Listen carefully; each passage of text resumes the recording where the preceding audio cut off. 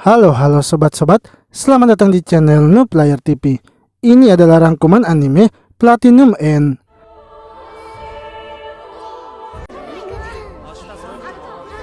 Di sebuah sekolah, seorang murid bernama Takeshi terlihat sangat murung. Karena kehidupannya yang tidak bahagia, ia pun memutuskan untuk menghabisi dirinya sendiri. Namun ketika melompat, ia terkejut karena kesadarannya masih ada. Saat tersadar sepenuhnya, ia pun melihat kalau dirinya sedang digendong oleh seorang malaikat. Takeshi lalu mempertanyakan apa yang telah terjadi kepadanya. Malaikat tersebut yang bernama Nase kemudian menjelaskan bahwa ia sudah menangkap Takeshi sebelum ia terjatuh ke bawah sehingga Takeshi belum mati. Ia juga adalah seorang malaikat yang datang untuk membahagiakan Takeshi. Takeshi pun mengatakan agar Nase sebaiknya menurunkannya saja karena walau bagaimanapun ia sudah menyerah dengan kehidupannya.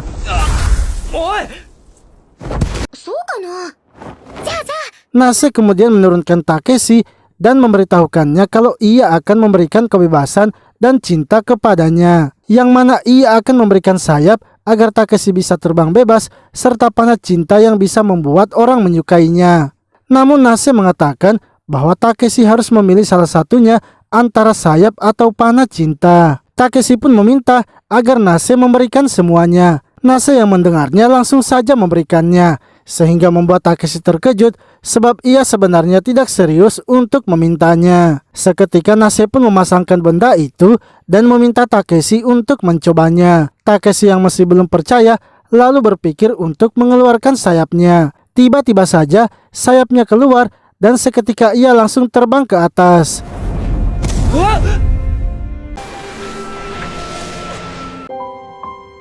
Setelah itu Nase juga memberitahu Takeshi untuk mencoba panahnya itu. Karena orang yang terkena panahnya itu, pikirannya akan bisa dikendalikan oleh Takeshi. Nase ingin agar Takeshi mencoba panahnya itu kepada paman dan bibinya yang sudah merawatnya selama ini. Karena yang menghabisi keluarga Takeshi adalah paman dan bibinya itu. Seketika, Takeshi pun langsung terkejut sebab yang merawatnya selama ini adalah mereka berdua. Takeshi pun kemudian bergegas pulang ke rumah untuk memastikan perkataan Nase. Saat sampai di rumah, ia melihat bibinya yang saat itu masih menonton. Bibinya yang melihat Takeshi datang lalu menyuruhnya untuk mengambilkannya minuman. Namun Takeshi langsung saja menembakkan panah merahnya sehingga bibinya pun kini jatuh cinta kepadanya. Takeshi kemudian menanyakan apakah benar bibinya itu yang sudah menghabisi keluarganya. Bibinya pun tak bisa berbohong dan menjawab kalau ia hanya mengikuti suaminya. Karena yang merencanakan semua itu adalah suaminya, yaitu paman Takeshi.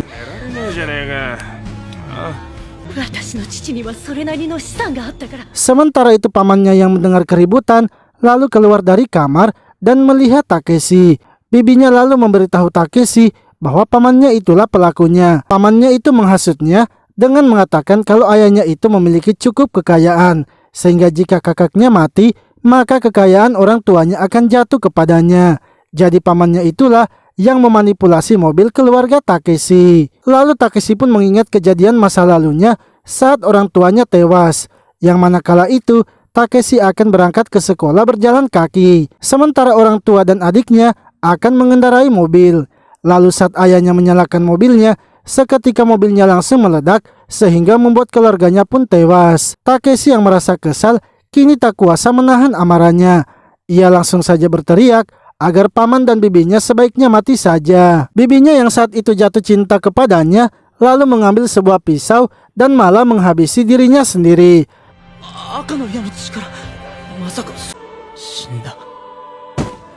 Lalu 3 hari kemudian terlihat Takeshi yang kini telah berada di sebuah penginapan. Insiden yang terjadi sebelumnya itu tidak dicurigai oleh pamannya karena pamannya mengira bibinya itu hanya menghabisi dirinya sendiri. Nase kemudian menyarankan agar Takeshi sebaiknya menghabisi pamannya dan juga anak-anaknya. Karena jika menghabisi mereka, maka Takeshi akan mendapatkan hak kekayaan mereka. Namun Takeshi mengatakan bahwa ia sebenarnya tidak tega melihat mereka mati seperti bibinya itu. Nase pun kembali menjelaskan bahwa selain panah merah, ia juga memiliki panah putih, yang mana panah tersebut bisa membuat seseorang langsung mati seketika. Nase kemudian langsung saja mengingat sesuatu yang harus ia beritahukan kepada Takeshi. Ia menjelaskan kalau yang memiliki kekuatan seperti itu bukan hanya Takeshi seorang saja. Ada 13 orang lagi yang memiliki kekuatan seperti itu dan mereka akan saling bertarung untuk memperebutkan siapa yang akan menjadi dewa.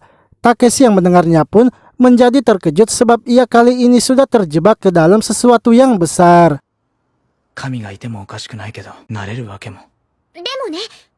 Takeshi lalu mengatakan bahwa ia tidak berniat untuk menjadi dewa karena sebenarnya ia hanya ingin hidup bahagia seperti biasa. Lalu mereka pun melihat ada berita di televisi yang memberitakan tentang seorang entertainment bernama Toma, yang mana Toma telah mengaku memiliki 5 kekasih. Saat Takeshi melihatnya, ia terkejut karena ada malaikat di samping Toma. Nase pun memberitahunya kalau Toma sepertinya sudah menggunakan panah merahnya untuk membuat gadis-gadis itu mencintainya. Takeshi kemudian menanyakan apakah ada cara untuk menghindari panah merahnya. Nase menjelaskan ada satu cara agar bisa lolos dari panah merah. Akan tetapi yang bisa melakukan itu hanyalah mereka manusia yang telah memiliki sayap. Yang mana caranya itu adalah Takeshi harus terbang sekencang mungkin agar bisa menghindarinya. Karena hanya dengan begitu panah merah tidak akan bisa mengenainya. Namun panah merah itu sebenarnya hanya memiliki efek selama 33 hari. Dan setiap orang yang telah dikenai panah merah tidak akan bisa lagi terkena efeknya untuk yang kedua kalinya. Sementara itu Toma kini sedang bersama para gadis-gadisnya di dalam sebuah mobil. Hingga tiba-tiba seseorang dengan kostum robot datang membuka pintunya. Toma pun kesal karena orang itu sudah mengganggu kesenangannya. Namun ia terkejut, ternyata orang itu memiliki panah putih yang membuatnya akhirnya tewas.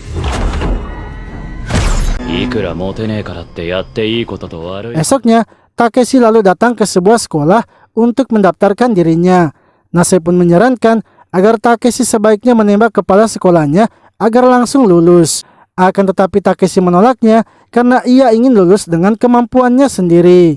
Lalu ketika Takeshi melihat handphonenya, ia terkejut sebab ia melihat berita kematian dari Toma. Beberapa hari kemudian, Takeshi pun telah diterima oleh sekolah itu. Ia juga sudah membuat pamannya untuk mengakui perbuatannya dengan panah merahnya. Sehingga harta orang tuanya yang sebelumnya telah diambil oleh paman dan bibinya, kini telah dikembalikan. Lalu Takeshi pun melihat di sebuah TV kalau telah terjadi pembajakan di sebuah bank. Yang mana pembajakan itu telah memakan 2 korban jiwa yang sedang disandra. Tiba-tiba orang yang sebelumnya memakai kostum robot datang ke tempat itu. Para polisi yang sedang menjaga merasa terkejut karena orang tersebut bisa terbang. Orang itu kemudian memperkenalkan dirinya bernama Metropoliman. Ia pun langsung saja menembakkan panah merahnya itu kepada para polisi tersebut. Sehingga ia kini diizinkan masuk ke dalam bank. Metropoliman kemudian maju ke dalam bank untuk menghentikan para penjahat itu. Dan dengan kekuatannya, ia pun sangat mudah menghabisi para penjahatnya.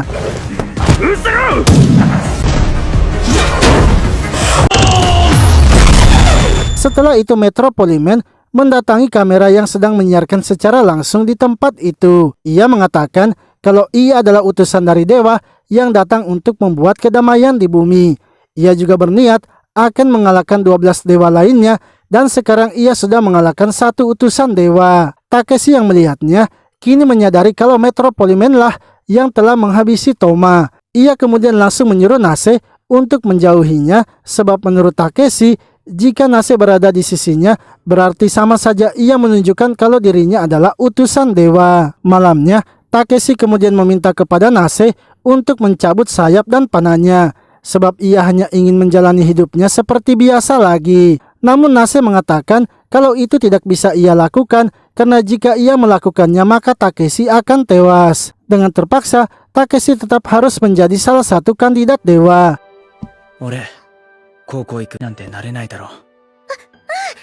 Esoknya, Takeshi lalu bersiap-siap untuk pergi ke sekolah barunya. Nase pun memberitahunya agar Takeshi langsung menembak teman masa kecilnya saja, karena teman masa kecilnya itu juga kini satu sekolah dengannya. Takeshi langsung saja menolaknya karena ia akan membuat teman masa kecilnya itu menyukainya tanpa harus menggunakan panah merahnya. Lalu ketika Takeshi pergi ke sekolah, ia terkejut karena melihat ada sosok malaikat di depan gerbang. Ia kemudian berniat berpura-pura tidak melihatnya agar tidak ketahuan kalau ia juga seorang kandidat. Karena saat ini Nase juga sedang tidak bersamanya sehingga ia pasti tidak akan ketahuan. Akan tetapi tiba-tiba saja malaikat itu langsung turun di depannya sehingga membuatnya terkejut. Malaikat itu pun kini tahu kalau Takeshi bisa melihatnya sebab Takeshi memberikan reaksi terhadapnya. Takeshi lalu menanyakan kalau malaikat itu siapa pemiliknya. Malaikat itu pun mengatakan kalau pemiliknya juga berada di sekolah ini, yang mana ternyata pemiliknya itu sudah berada di belakang Takeshi dan ia adalah teman masa kecil Takeshi yang bernama Saki. Dengan cepat, Saki pun langsung menembakkan panah merahnya sehingga membuat Takeshi jatuh cinta kepadanya.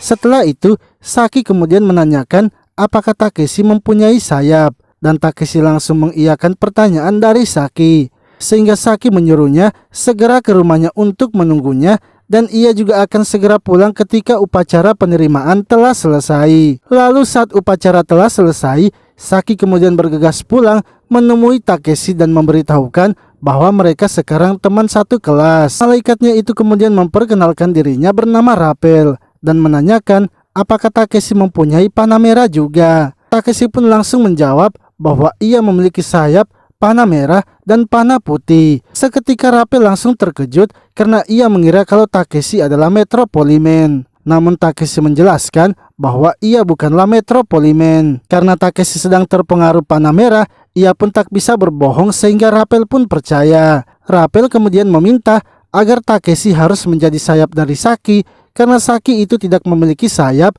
dan hanya memiliki panah merah saja. Takeshi pun langsung menyetujui permintaan dari Rappel. Mereka berdua kemudian berpegangan tangan sehingga terbentuk sebuah ikatan. Dan Takeshi lalu membawa Saki terbang dengan sayapnya itu.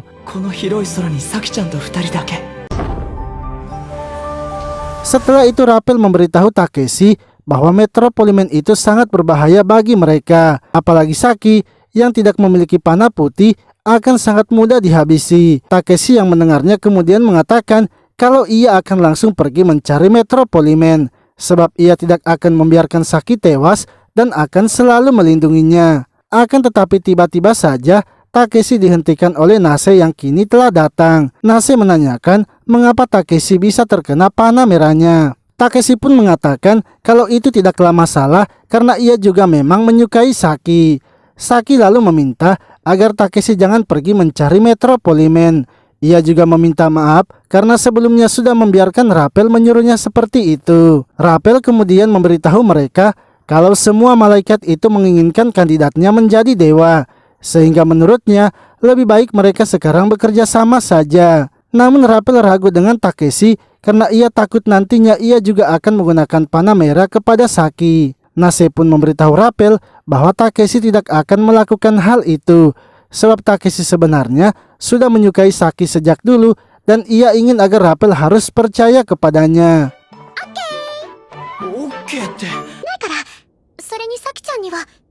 Rappel lalu mengatakan kalau Takeshi harus bisa melindungi Saki dan ia ingin agar Takeshi sebaiknya tinggal di kamar Saki agar bisa melindunginya sepanjang waktu. Takeshi pun tidak mempermasalahkan itu, begitu pula dengan Saki. Lalu setelah 33 hari tinggal di tempat Saki, kini efek dari panah merah telah hilang dan Takeshi pun tidak terikat lagi dengan Saki. Sementara itu seorang pria kini sedang dikejar oleh beberapa polisi. Hingga tiba-tiba Metropoliman pun muncul dan menembak orang itu dengan panah merahnya. Yang mana orang tersebut ternyata adalah pengedar narkoba yang kini telah menyerahkan dirinya. Lalu Metropoliman yang sebenarnya bernama Kana kini kembali ke kediamannya dan merasa sangat kesal sebab ia masih belum menemukan 11 kandidat lainnya yang harus ia habisi. Malaikatnya yang bernama Meisa kemudian memberitahukan Kana untuk memancing kandidat lainnya. Seketika Kana langsung mendapatkan sebuah ide dan bergegas pergi ke salah satu stasiun TV.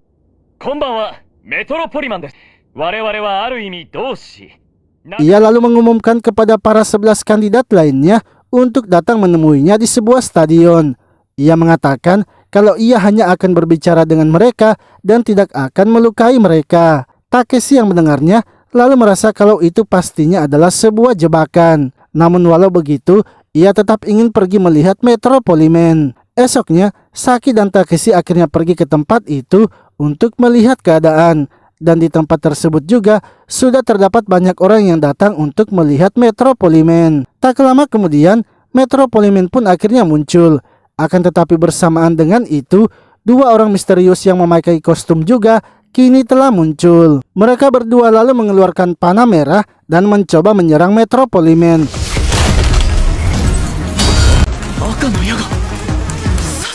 Namun serangan panah merahnya itu ternyata bisa ditangkis oleh Metropoliman. Kedua orang itu pun merasa sepertinya itu bukanlah Metropoliman, karena orang yang telah terkena panah merah tidak akan bisa terkena panah merah lainnya. Sepertinya yang dibawa itu hanyalah umpan yang dijatuhkan dari atas oleh Metropoliman. Ia kemudian mengambil mic-nya dan menyuruh Metropoliman yang asli untuk keluar. Cerita pun flashback saat kedua orang itu belum menjadi kandidat.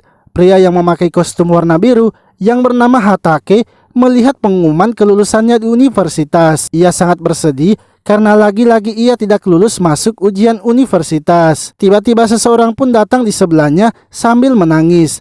Orang tersebut yang bernama Tabuchi merupakan orang yang berkostum kuning dan nasibnya sama seperti Hatake. Hatake yang melihatnya bersedih lalu menyemangatinya dan mengatakan bahwa ia sendiri sudah tes sebanyak 3 kali dan belum juga lulus, yang mana hal itu membuatnya stres dan ingin menghabisi dirinya sendiri. Tabuchi pun memberitahunya bahwa ia mempunyai obat yang bisa mereka gunakan untuk menghabisi dirinya sendiri. Lalu ketika akan melakukannya, dua malaikat pun muncul dan memberikan mereka sayap serta panah merah.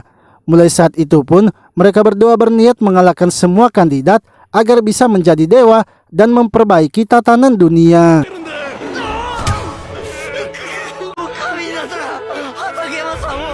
Lalu Metropoliman akhirnya menampakkan dirinya di sebuah layar TV. Ia pun memberitahu mereka bahwa memang benar yang ada di kostum itu bukanlah dirinya, melainkan orang yang sudah ia kendalikan. Dan karena mereka berdua telah bekerja sama, ia pun memutuskan tidak akan muncul. Mendengar hal itu, Hatake kemudian menangkap orang yang berkostum Metropoliman. Ia berniat untuk mengungkapkan identitas Metropoliman dari orang itu. Lalu tiba-tiba seorang wanita bernama Yuri muncul dan berniat bergabung dengan mereka berdua. Sebab menurutnya Metropoliman adalah orang yang jahat yang akan menghabisi mereka. Hatake mengatakan bahwa ia bersedia jika Yuri bergabung asalkan Yuri mau ditembak panah merah. Yuri pun bersedia dan langsung memperbolehkan mereka untuk menembaknya.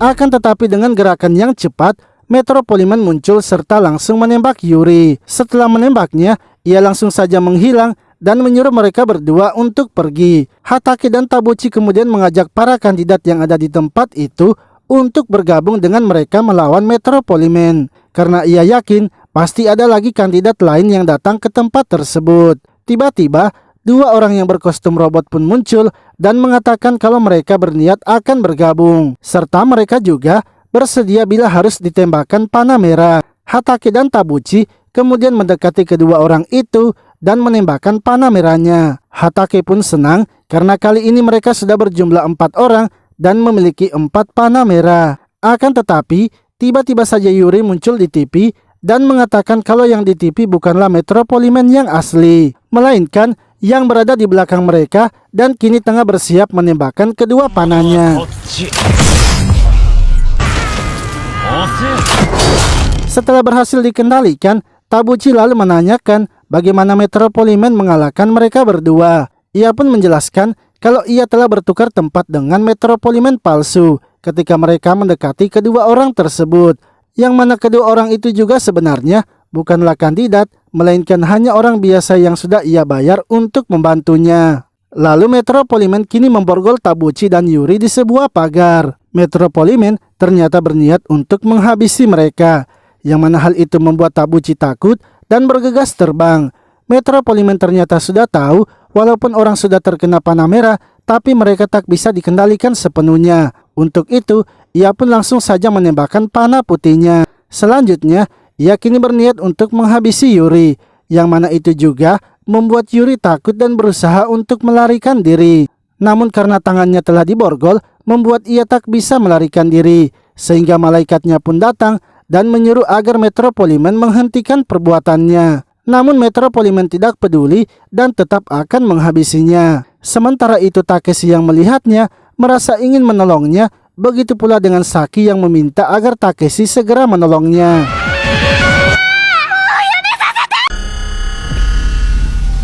Namun tiba-tiba saja Nase datang dan menyuruh Takeshi untuk tidak muncul. Ia ingin agar Takeshi jangan bergerak jika tidak mempunyai rencana. Nase lalu mendekati Metropoliman dan mengatakan bahwa umpan yang dilakukannya itu tidak akan berhasil memancing kandidat lain. Seketika Metropoliman langsung saja menghabisi Yuri. Setelah itu ia menanyakan apa yang akan dilakukan Nase kepadanya. Nase pun memberitahunya kalau Metropoliman adalah penghalang dari kandidatnya. Untuk itu, Metropoliman harus berhati-hati karena bisa saja kandidatnya yang akan menghabisinya. Nase lalu berteriak agar Takeshi dan Saki sebaiknya pulang saja. Mereka harus berbaur dengan orang-orang agar tidak dicurigai oleh Metropoliman. Lalu ketika telah sampai di rumahnya, Saki merasa kalau Metropoliman itu ternyata memang berbahaya. Takeshi pun memberitahunya bahwa mereka sebaiknya menghabisi Metropoliman. Akan tetapi ia tak bisa melakukan itu karena ia tak tega bila harus menghabisi seseorang. Saki pun mengatakan jika memang seperti itu, mereka sebaiknya membuat sekutu dengan kandidat lainnya. Tiba-tiba seseorang muncul dari luar jendela Saki yang ternyata ia juga adalah seorang kandidat. Ia ingin membuat sekutu dengan mereka dan ingin agar mereka menembaknya dengan panah merah agar mereka bisa percaya kepadanya. Akan tetapi Nase memberitahu Takeshi bahwa ia tidak perlu menembaknya karena ia yakin pria itu tidaklah berbohong. Pria itu kemudian dipersilakan masuk dan memperkenalkan dirinya bernama Nanako. Ia setuju dengan mereka untuk bekerja sama karena ia tidak mau jika Metropoliman yang harus menjadi dewa. Ia mengatakan kalau hidupnya tidak lama lagi karena ia sedang mengidap kanker stadium akhir.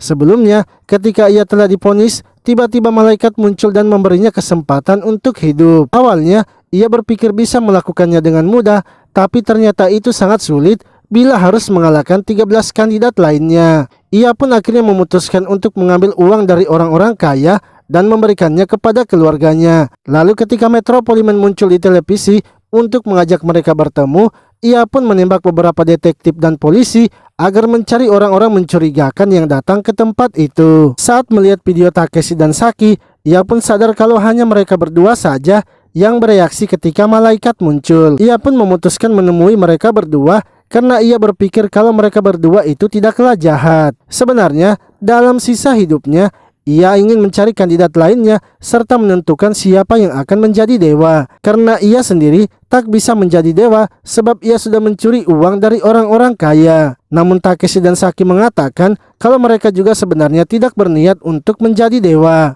Nanako pun senang sebab menurutnya orang yang menolak menjadi dewa pastinya adalah orang yang baik. Takeshi lalu mengatakan bahwa ia setuju akan bekerja sama dengannya. Asalkan Nanako harus tetap melanjutkan pengobatannya sebab Nanako sendiri sudah memiliki keluarga. Nanako pun setuju dengan syarat yang diberikan Takeshi.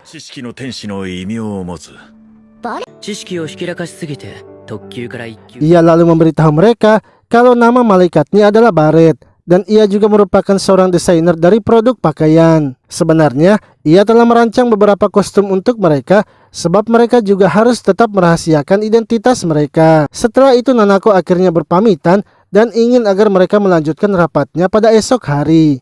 Esoknya, Kana yang sedang berada di sekolahnya didatangi oleh temannya yang bernama Kamiwa. Ia ingin agar mereka pergi melihat gadis-gadis cantik yang sedang berlatih panahan. Ketika melihat gadis-gadisnya, Kamiwa merasa kalau salah satu gadis yang bernama Muni sangatlah cantik. Lalu saat latihan panah gadis itu telah selesai, Kana kemudian langsung saja masuk ke dalam. Ia pun mencoba panahnya yang kini bisa mencapai jarak jauh dengan menggabungkan dua panah. Sementara itu Takeshi dan yang lainnya kini sedang menyusun rencana, yang mana Nanako ingin agar mereka mencari terlebih dahulu anak yang ia lihat juga di stadion. Karena anak itu merupakan salah satu kandidat. Mereka juga harus mengawasi orang-orang yang tiba-tiba menjadi kaya, populer, dan berperilaku tidak wajar.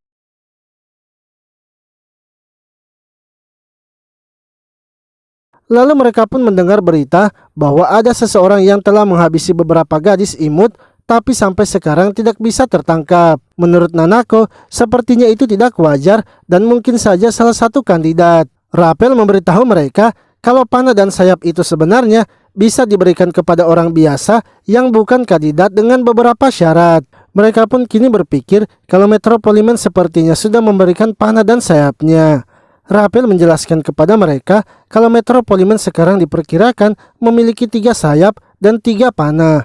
Itu semua ia dapatkan dari kandidat yang sudah ia habisi. Sayap dan panah bisa diberikan kepada manusia yang bukan kandidat dengan cara ia juga harus menembakkannya terlebih dahulu. Dengan begitu, orang yang diberikan panah merah akan bisa menggunakannya dalam jangka waktu 33 hari selama efek panah merahnya masih berlangsung.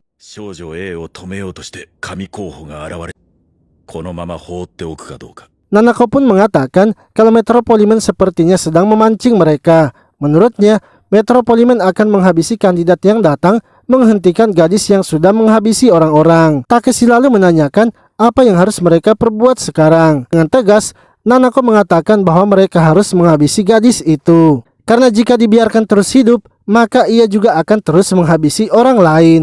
Namun meski begitu, Metropoliman pasti akan datang menghabisi mereka jika mereka mendekati gadis itu, sehingga pilihan yang baik untuk mereka hanyalah menghabisinya dengan panah putih. Dalam tim mereka, hanya Takeshi saja yang memiliki panah yang warna putih. Untuk itu, Takeshi lah yang akan menghabisi gadis tersebut. Akan tetapi Takeshi menolaknya, sebab ia sama sekali tidak bisa menghabisi orang lain. Sementara itu, Kana yang sedang berada di kediamannya merasa sangat kesal sebab gadis yang diperintahkan itu belum juga ditemukan oleh polisi, sehingga para kandidat belum muncul. Meisa pun memberitahunya sebaiknya Kana melaporkan lokasi para korbannya secara anonim. Ia yakin pastinya akan ada kandidat 1 atau 2 orang idiot yang berhati lembut yang akan datang menghabisi gadis itu. Esoknya, Nanako kini mau kembali meminum obatnya. Lalu ketika akan membaca koran, ia pun mendengar berita di televisi yang menyampaikan tentang adanya seorang mayat lagi yang ditemukan. Dan mayat tersebut berada di atas tower dari sebuah menara. Nanako pun kini semakin yakin kalau gadis itu adalah kandidat atau suruhan dari Metropoliman. Karena hanya yang memiliki sayap saja yang bisa membawa mayat ke tempat itu tanpa ketahuan.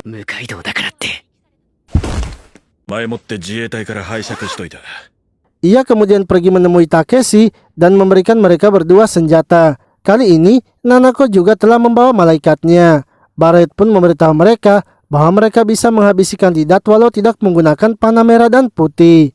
Nanako juga mengatakan kali ini ia tidak akan ragu lagi menghabisi Metropoliman karena ia sudah bertekad akan melindungi keluarganya selama ia masih hidup. Ia juga memberitahu mereka kalau ia sepertinya sudah mengetahui di mana mereka bisa menemukan gadis itu. Jika melihat dari cara gadis itu menghabisi korbannya, sepertinya ia akan muncul di tempat Harajuku. Namun tiba-tiba saja di televisi menyiarkan sebuah berita yang mengatakan kalau telah ditemukan korban lain di atas Grand Tower, yang mana pelaku dari orang-orang yang menghabisi para gadis kini telah ditemukan, yaitu Misurin yang sedang tertidur di langit. Orang-orang pun mulai merekam karena mereka melihat Misurin bisa terbang. Nanako yang melihatnya terkejut karena ia sudah salah memprediksi langkah dari Misurin. Karena Metropoliman itu sepertinya ingin agar mereka pergi ke Grand Tower. Berbeda waktu di stadion, mereka masih bisa berbaur dengan orang biasa. Tapi kali ini, mereka tidak bisa sembunyi lagi jika pergi ke Grand Tower.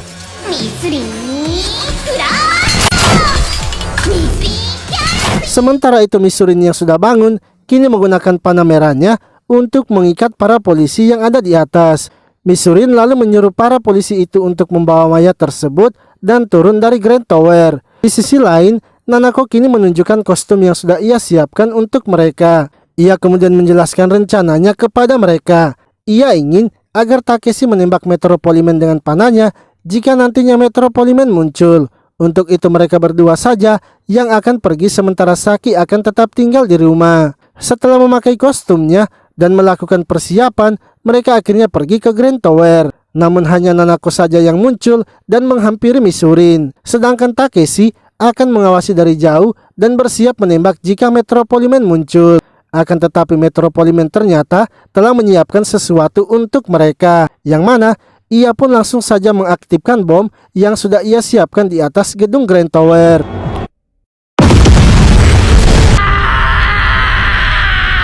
Takeshi pun terkejut dengan apa yang terjadi karena ia tidak menyangka kalau Metropoliman tidak akan datang. Ia kemudian bergegas menyelamatkan Nanako yang akan terjatuh. Untungnya Nanako ternyata masih hidup walau dalam keadaan terluka. Nanako pun memberitahu Takeshi kalau ia harus bersiap-siap sebab ini baru permulaan. Karena di belakangnya kini telah muncul Metropoliman yang sedang bersiap menembak mereka. Takeshi lalu mempertanyakan apakah Metropoliman tidak memikirkan perasaan keluarga dari orang-orang yang ia habisi. Metropoliman pun mengatakan bahwa ia sangat mengerti dengan perasaan itu, sebab sebelumnya ia juga telah kehilangan salah satu keluarga yang ia sayangi. Nanako lalu memberitahu Takeshi bahwa Metropoliman itu tidak akan bisa dibujuk. Untuk itu, mereka sebaiknya bersiap dalam menghabisi Metropoliman. Nanako kali ini tidak berniat kabur, bahkan membiarkan Metropoliman kabur.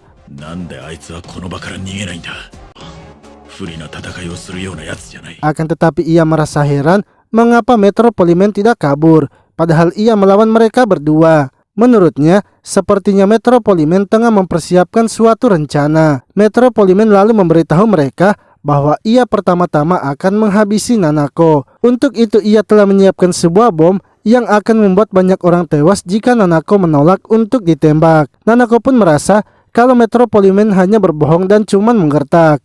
Namun ketika Metropoliman akan menekan tombol aktifnya, Nanako pun langsung menghentikannya. Ia kini bersedia dihabisi oleh Metropoliman asalkan Takeshi harus dibiarkan selamat.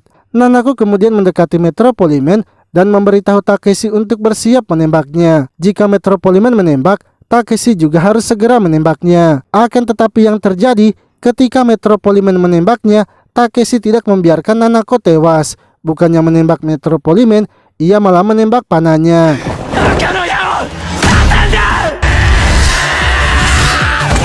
Seketika, Takeshi langsung saja maju menyerang Metropoliman.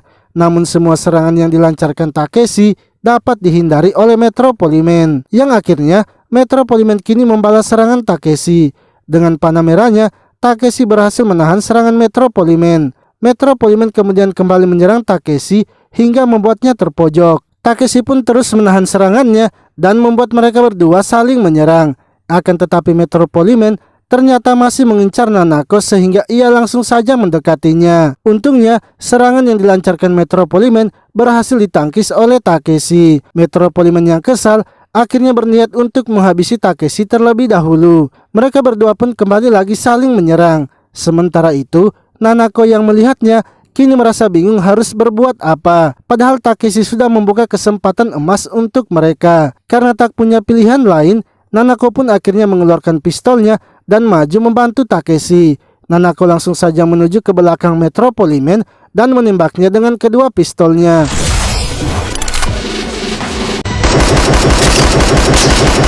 Namun serangannya itu tidak membuat Metropoliman terluka dan hanya membuat helmnya rusak. Akibatnya, Takeshi yang akan menembaknya kini malah melihat wajah dari Metropoliman. Metropoliman yang tidak ingin identitasnya ketahuan akhirnya bergegas pergi. Takeshi lalu memberitahu Nanako bahwa ia telah melihat wajah dari Metropoliman. Nanako pun akhirnya menyuruh Takeshi untuk segera kembali ke kamar Saki. Saat berada di kamar Saki, Takeshi meminta maaf karena tak bisa menembak Metropoliman. Padahal sebelumnya Nanako sudah membuat Metropoliman berhenti bergerak. Nanako lalu menanyakan mengapa Takeshi bisa senekat itu.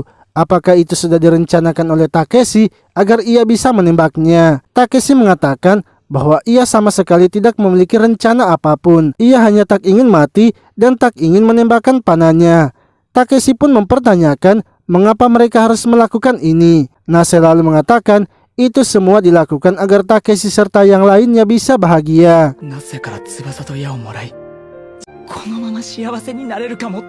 Namun Takeshi sebenarnya tidak ingin jika mereka saling menghabisi, sebab ia menerima sayap dan panah dari Nase agar bisa hidup bahagia bersama Saki. Nanako lalu mengatakan agar Takeshi sebaiknya menenangkan dirinya, karena sekarang Takeshi lebih baik menceritakan tentang wajah Metropoliman yang sudah ia lihat. Akan tetapi Rapel mengatakan sebaiknya itu mereka lakukan esok saja karena Takeshi masih terlihat tegang setelah melakukan pertarungan antara hidup dan mati. Esoknya, ketika Takeshi dan Saki pergi ke sekolah, Nanako lalu menanyakan kepada Rapel mengapa Saki selalu terlihat murung. Rapel mengatakan bahwa ia tidak mengetahui itu karena ia juga tidak pernah menanyakannya. Sebab sewaktu ia mendatangi Saki, saat itu Saki ingin menghabisi dirinya sendiri di laut. Sementara itu Kamiwa yang baru datang ke sekolah terkejut melihat Kana, yang mana saat itu Kana terluka di belakang kepalanya.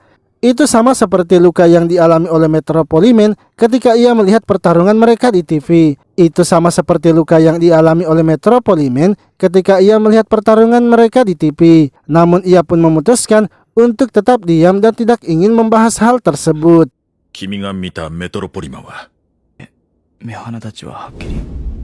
Di sisi lain, Takeshi yang sudah pulang ke sekolah kini ditanyai oleh Nanako tentang wajah dari Metropoliman. Menurut Takeshi, sepertinya Metropoliman berusia 2 atau 3 tahun di atasnya. Ia juga putih serta tampan dan mungkin saja masih anak SMA. Namun ketika Nanako akan melanjutkan pertanyaannya, Saki pun meminta agar mereka melanjutkannya besok saja sebab ia ingin beristirahat. Malamnya, Saki lalu meminta agar Takeshi tidur dengannya di atas ranjang karena hanya dengan begitu ia bisa berbicara dengan Takeshi. Ia juga ingin agar Rapel dan Nase keluar serta mereka harus kembali pada esok harinya saja. Setelah itu Saki akhirnya mengungkapkan sesuatu yang sudah ia pendam kepada Takeshi, yang mana sebenarnya ia sangat menyesal atas perbuatannya yang selalu menindasnya. Dari dulu, ia selalu mengikuti teman-teman mereka ketika menindas Takeshi. Ia bahkan tak berani mengatakan kalau Takeshi adalah temannya. Berbeda dengan Takeshi yang tetap menyukainya walau telah ditindas.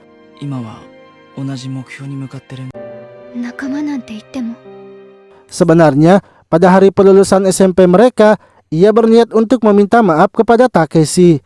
Ia pun bergegas mencari keberadaan Takeshi, namun ketika mendapati Takeshi, ia terkejut karena melihat Takeshi yang sudah melompat dari atas gedung. Hal itu membuat Saki sangat takut dan memilih juga untuk menghabisi dirinya sendiri.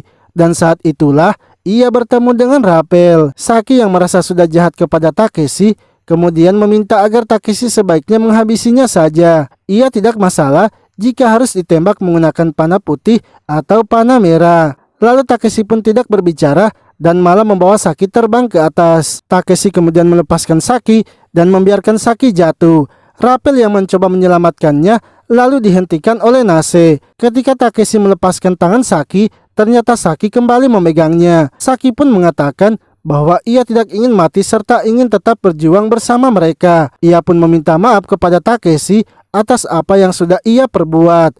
Takeshi lalu membawa Saki ke atas gedung dan memberitahunya bahwa Saki tidak perlu meminta maaf karena Takeshi sebenarnya tidak pernah marah dengan apa yang dilakukan oleh Saki.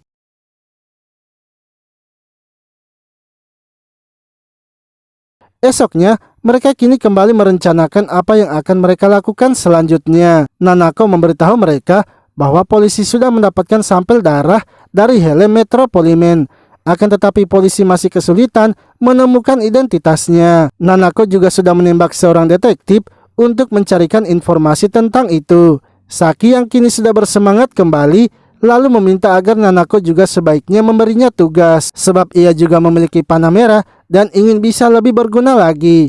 Ia juga merasa kamarnya sepertinya terlalu sempit untuk mereka semua sehingga ia kini memutuskan telah menembak orang tuanya dengan panah merah agar ia bisa diizinkan untuk hidup mandiri sebab ia sudah menemukan tempat baru bagi mereka. Nanako pun senang melihat tempat yang sudah disiapkan oleh Saki. Ia juga memberitahu mereka kalau ada kostum baru yang sudah ia siapkan untuk mereka. Akan tetapi, ia masih bingung menentukan warna yang cocok untuk mereka.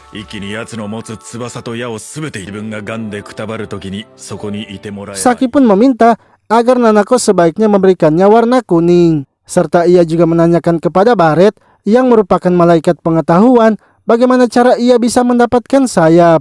Barret mengatakan kalau Saki bisa mendapatkan sayap dengan mengambil sayap dari kandidat lain. Seketika, Rapel yang dari tadi terkejut melihat Saki yang sudah bersemangat kembali, lalu menanyakan kepada Barret bagaimana caranya ia bisa menjadi malaikat tingkat spesial seperti Nase. Karena dengan begitu, Saki nantinya bisa memiliki sayap dan panah putih. Barret pun memberitahukan bahwa Rapel hanya perlu menjadi malaikat yang istimewa. Salah satunya, Rapel harus bisa lebih berpengetahuan daripada dirinya. Dengan begitu, ia akan menjadi malaikat berpengetahuan dan naik ke tingkat spesial. Sementara itu, salah satu detektif yang ditembak oleh Nanako kini sedang didatangi oleh seorang pria bernama Hajime, yang mana pria tersebut juga ternyata adalah seorang kandidat. Hajime kemudian memaksa pria itu agar mengatakan siapa yang telah menjadi kliennya. Karena sedang diancam, pria itu pun akhirnya terpaksa mengatakannya. Di sisi lain, Nanako dan yang lainnya kini telah pindah ke markas baru mereka. Nanako juga telah menyelesaikan kostum baru untuk Saki. Lalu ketika Saki masuk ke dalam sebuah ruangan, ia terkejut melihat banyaknya balon emas. Rapel kemudian menjelaskan balon emas itu adalah yang berisikan banyak pengetahuan. Satu balon saja berisikan ribuan buku, sehingga ia akan memasukkan semua balon itu agar ia juga memiliki banyak pengetahuan.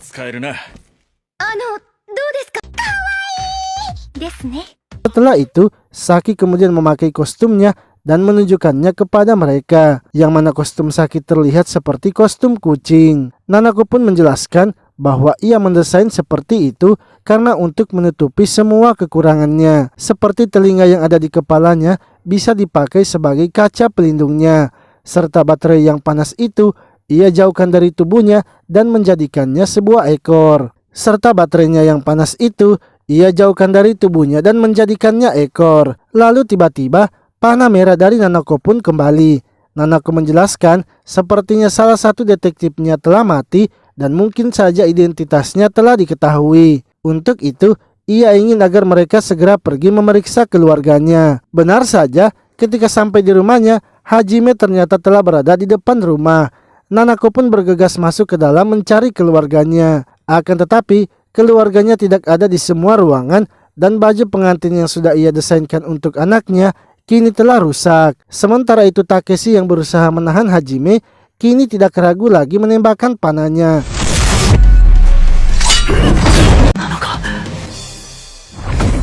Namun Hajime pun dengan cepat kabur ke suatu tempat, dan di tempat itu ternyata ia telah menyandra anak dan istri dari Nanako. Lalu cerita pun flashback ketika Hajime belum menjadi kandidat, yang mana saat itu ia terlihat seperti anak yang buruk rupa. Akibatnya teman-temannya selalu mengejeknya. Suatu hari ketika ia pulang ke rumahnya, ia melihat ibunya yang telah menghabisi dirinya sendiri. Karena hal itu, ia pun memutuskan untuk menghabisi dirinya sendiri juga. Namun di saat yang bersamaan, malaikat yang bernama Balta datang dan menjadikannya kandidat. Dengan panah merahnya, Hajime kini bisa menggoda para wanita. Akan tetapi ia malah bersedih kembali sebab ia melihat wajahnya yang masih mengerikan. Ketika sedang berada di rumahnya, ia pun melihat Metropoliman yang seperti seorang pahlawan. Ia pun mengaguminya dan bertekad akan menjadi seperti dirinya. Hajime kini mulai mengubah wajahnya dengan melakukan operasi. Ia pun juga terus memantau perkembangan dari Metropoliman dan akhirnya melihat kalau Takeshi dan Nanako telah menghajar Metropoliman. Untuk itu ia kini bertekad akan membantu Metropoliman dan menjadi pelayannya. Balta lalu mengatakan sebaiknya Hajime memeriksa DNA dari Metropoliman. Jika ia bisa mengambilnya dari para polisi dan menyelidikinya, mungkin saja ia bisa menemukan Metropoliman.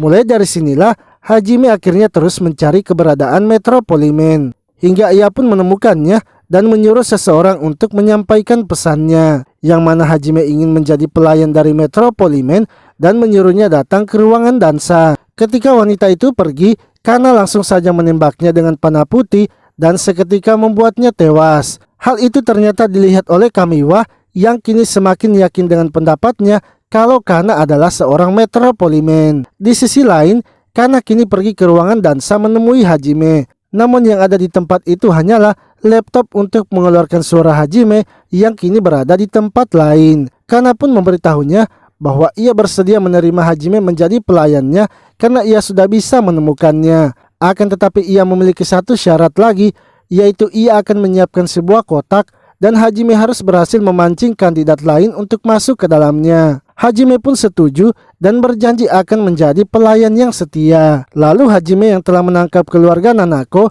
kini memberitahu Kana, yang mana setelah itu Kana langsung saja menelpon Nanako karena Hajime juga berhasil mendapatkan nomor teleponnya. Kana mengatakan agar Nanako segera pergi ke taman hiburan bekas agar bisa menyelamatkan keluarganya. Dengan cepat Nanako dan Takeshi pergi ke tempat itu.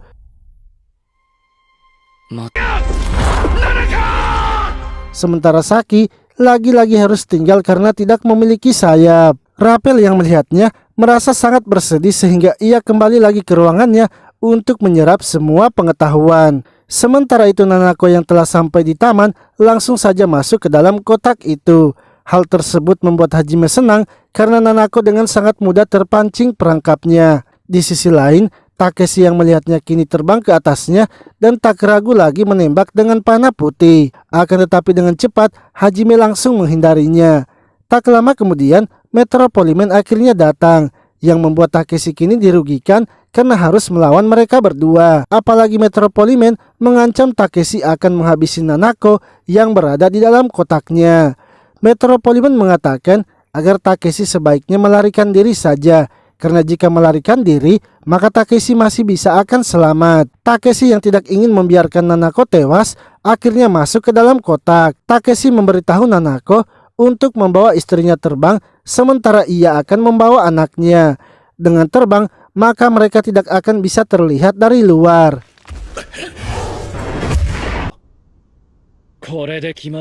Di sisi lain, Metropoliman yang melihatnya merasa kalau Takeshi juga ternyata hebat. Akan tetapi menurutnya cara itu akan menguras stamina mereka.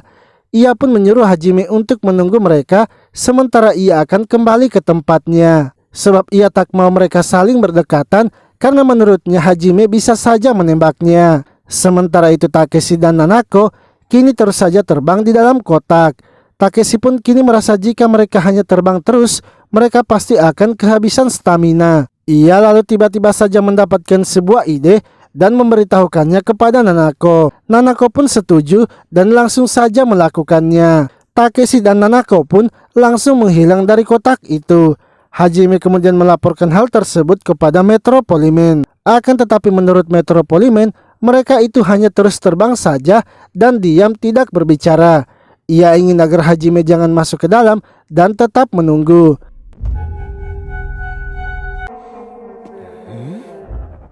Namun Hajime yang terus menunggu sampai besok masih saja belum melihat mereka. Menurutnya mereka berdua pasti sudah keluar dari kotak itu. Ia pun kembali melaporkannya lagi kepada Metropoliman. Akan tetapi Metropoliman merasa mereka itu masih berada di dalam. Ia ingin agar Hajime tetap menjaganya dan hanya menghubunginya jika mereka berdua telah muncul. Sementara itu Rappel kini sedang berusaha memasukkan semua bola emasnya. Namun ia merasa kalau kepalanya sudah tidak sanggup untuk menahan pengetahuannya. Hingga salah satu bola pun terguling keluar di dekat Saki. Rappel yang mencoba mengambilnya melihat kalau Saki belum tidur dari semalam. Saki lalu memberitahunya kalau ia kini akan bertarung walau tanpa adanya sayap. Hal itu pun langsung ditentang oleh Rappel sebab Saki sekarang sedang tidak bersemangat. Dan itu sama seperti waktu ia akan menghabisi dirinya sendiri. Rappel akhirnya meminta maaf kepada Saki karena tidak bisa memberinya sayap.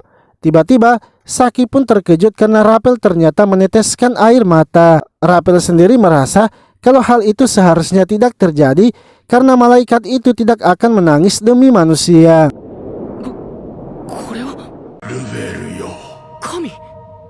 Suasana pun kini berubah dan Rappel kemudian bertemu dengan dewa. Yang mana dewa tersebut mengatakan bahwa tidak ada malaikat yang bisa melakukan hal seperti yang dilakukan oleh Rappel. Malaikat pertama yang meneteskan air mata demi manusia adalah Rappel. Untuk itu, Rappel akan menjadi malaikat emosi dan naik menjadi malaikat peringkat 1. Dengan begitu, Rappel kini bisa memberikan sayap untuk Saki. Rappel kemudian langsung saja memberikan sayap itu kepada Saki serta bergegas pergi menuju tempat mereka berdua. Ketika sampai, Saki melihat Hajime yang masih menunggu di atas kotaknya. Dengan perlahan-lahan, Saki langsung saja menembakkan panah merahnya kepada Hajime. yang mana hal itu kini membuat Hajime mencintai Saki. Namun karena rasa kagumnya yang kuat kepada Metropoliman membuat ia berusaha menahan godaan Saki. Mengetahui hal itu, Saki pun kini berusaha menggoda Hajime agar tetap menyukainya. Dengan begitu, Hajime pun tak bisa mengatakan situasinya kepada Metropoliman. Di sisi lain, Nanako dan Takeshi yang masih berada di dalam mendengar suara dari luar. Mereka kini yakin sepertinya telah terjadi sesuatu di luar.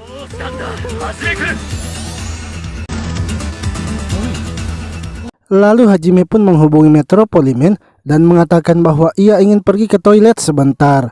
Metropoliman mengatakan jika Hajime ingin buang air, sebaiknya ia melakukan di situ saja. Namun Hajime memberitahunya bahwa ia malu jika harus dilihat oleh Metropoliman. Ia akhirnya meninggalkan kotak itu dan pergi menemui Saki. Saat Hajime datang, Saki pun langsung memberitahunya untuk melepaskan mereka berdua, sebab mereka berdua adalah keluarganya yang paling berharga. Hajime yang sudah jatuh cinta kemudian dengan cepat kembali ke kotak itu dan mencoba menghancurkannya dengan pedangnya. Metropoliman yang melihatnya kemudian mempertanyakan apa yang sedang dilakukannya. Hajime pun memberitahunya bahwa ia melakukan ini demi orang yang ia cintai. Seketika, Metropoliman pun akhirnya menyadari kalau Hajime sepertinya sudah ditembak panah merah. Hajime yang terus menghantam kotak itu kini berhasil membuat lubang dengan pedangnya.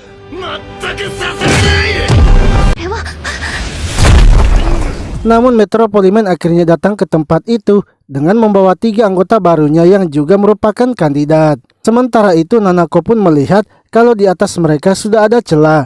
Dengan cepat ia langsung menyuruh Takeshi untuk bersama-sama menerobosnya. Dan mereka pun akhirnya bisa keluar dari tempat tersebut. Kini jumlah mereka telah seimbang 4 melawan 4. Saat mereka keluar, Saki pun memberitahu mereka bahwa ia telah mendapatkan sayap karena Rapel sudah menjadi malaikat peringkat 1. Ia juga sudah menembakkan panah merahnya kepada Hajime. Sebelum bertarung, Nanako lalu mengatakan kalau ia ingin membawa keluarganya terlebih dahulu. Metropoliman ternyata tidak melarangnya dan mempersilahkan Nanako, sebab ia ingin agar mereka nantinya bertarung habis-habisan.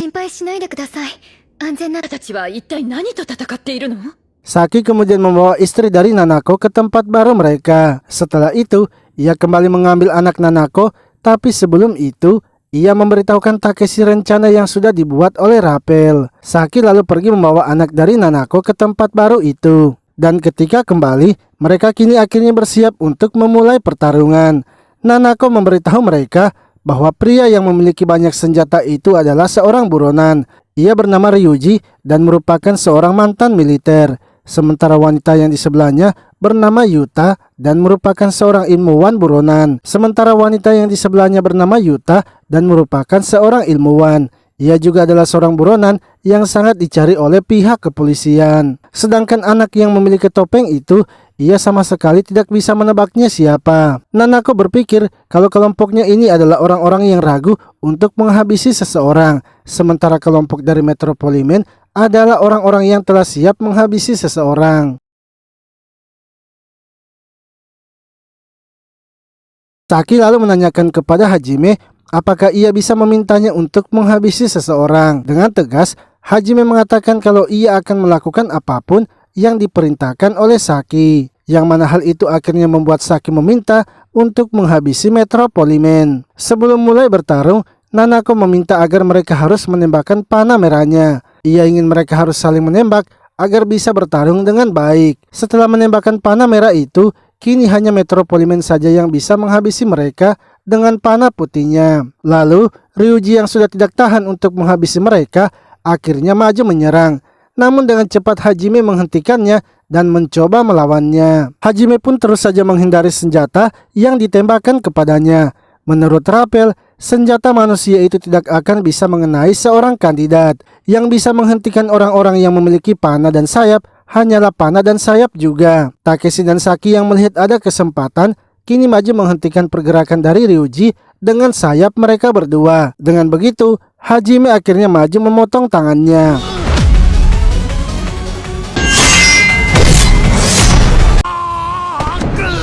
Hajime lalu memberitahu Ryuji jika pergi sekarang ke dokter, tangannya itu masih akan bisa tersambung. Ryuji pun akhirnya meninggalkan pertarungan dan bergegas pergi. Kini giliran Yuta yang akan melawan mereka dan ia telah menyiapkan sebuah virus yang sangat mematikan. Ia memperlihatkan virusnya itu dengan memberikannya kepada tikus yang dengan cepat langsung tewas. Yuta pun mengatakan ia akan melepaskan virus itu sehingga jutaan orang akan tewas.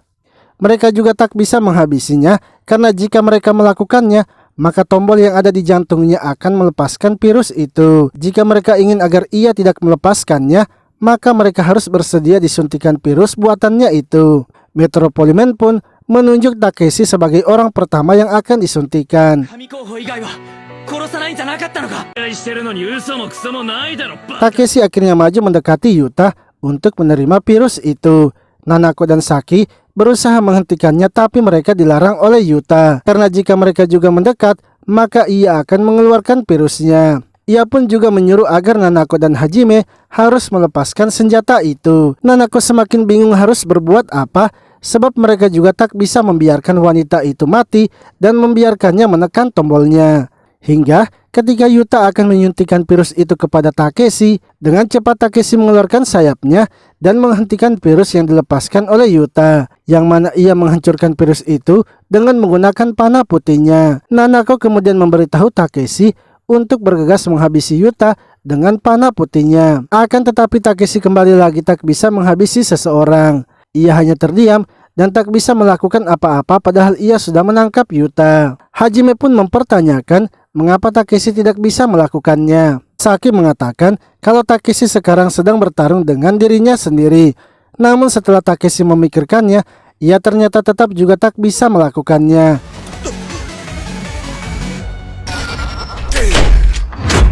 Sementara itu Nanako yang sudah tidak kuat dengan kondisinya kini harus terkapar. Akan tetapi Nanako tidak marah begitu saja dan mengambil senjata yang ada di dekatnya. Melihat hal itu, Metro Poliman akhirnya bersiap juga menembak Takeshi dengan panah putihnya. Takeshi pun lalu mengeluarkan kembali panah putihnya untuk menangkis serangannya. Tiba-tiba Yuta melomparkan sisa virusnya yang masih ia simpan. Saki yang tidak bisa membiarkan Takeshi mati begitu saja akhirnya datang melindunginya. Takeshi lalu berusaha menangkis panah putih dari Metro Poliman. Namun ia kini tidak sempat lagi untuk menghindari virus dari Yuta. Sehingga Hajime yang melihat Saki dalam bahaya akhirnya maju menghentikan virus itu. Akan tetapi salah satu virusnya sudah tidak bisa ia hentikan sehingga ia pun harus mengorbankan dirinya sendiri. Di saat-saat terakhirnya, Hajime pun melemparkan pedangnya itu kepada Yuta dan berhasil menghabisinya. Sementara Hajime yang telah terkena virus itu juga kini harus tewas.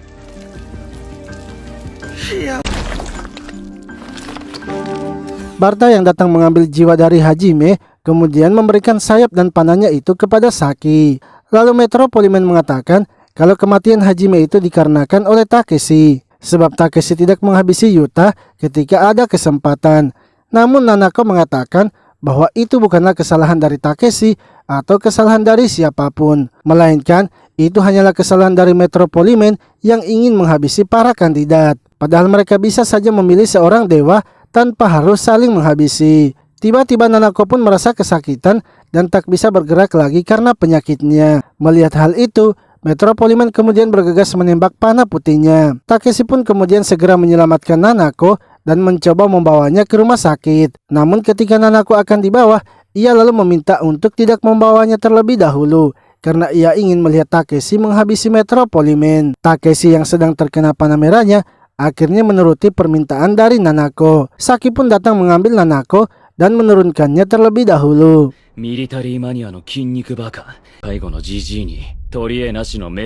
Namun Metro Poliman mengatakan kalau Nanako sangatlah kejam memaksa Takeshi yang tidak suka bertarung tapi harus melawan anak kecil. Karena kali ini mereka akan melawan orang terakhirnya yaitu anak kecil di belakangnya. Akan tetapi tiba-tiba saja anak kecil itu mengatakan kalau ia tidak akan melakukannya, sebab ia pasti nantinya akan tewas seperti yang lainnya dan akan diabaikan. Untuk itu ia kini memutuskan meninggalkan Metro Poliman. Lalu Takeshi mengatakan bahwa Metro Poliman kini tidak akan bisa melarikan diri lagi karena ia sudah bertekad akan menembak Metro Poliman. Akan tetapi ia tidak akan menembaknya dengan panah putihnya, melainkan hanya dengan panah merahnya. Dengan begitu, ia akan membuat Metro Poliman mengakui kesalahannya dan menyerahkannya kepada pihak kepolisian sehingga ia akan dihukum serta diadili sesuai dengan perbuatannya. わかった。お前の殺した後はそのスーツももらう。